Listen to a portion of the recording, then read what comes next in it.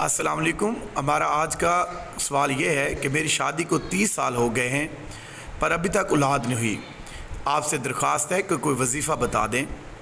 जवाब में जाने से पहले आपसे गुजारिश है कि हमारे चैनल को सब्सक्राइब कर दें।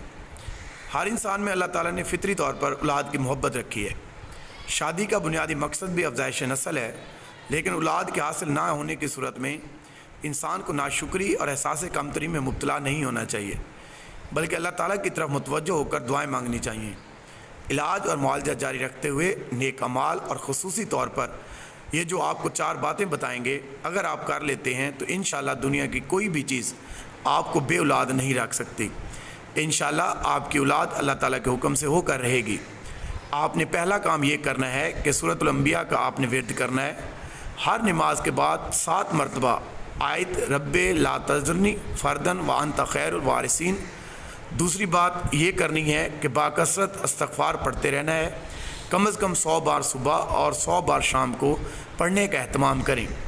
सूरत नूह में हज़रत नूह ने अपनी कौम को मुंदरजा झैल आयत में इस्तग़फ़ार की तरगीब और उसके फ़वाइद बयान किए हैं, जिसका तर्जुमा है, चुनांचा मैंने कहा कि अपने परवरदिगार से मग़फ़िरत मांगो, यकीन जानो वो बहुत बख्शने वाला है।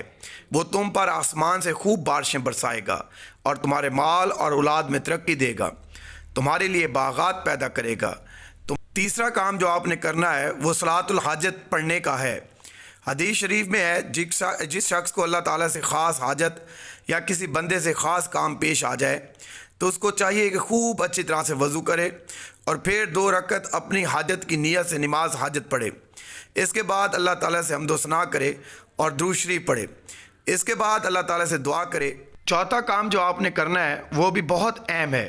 इंसान को चाहिए कि ज़िंदगी में इसको मामूल बना ले तो किसी किस्म की कोई परेशानी मुसीबत नहीं आएगी। अपनी वसअत के मुताबिक सदका देने का एहतमाम करें। सदका मुसीबतों को टाल देता है।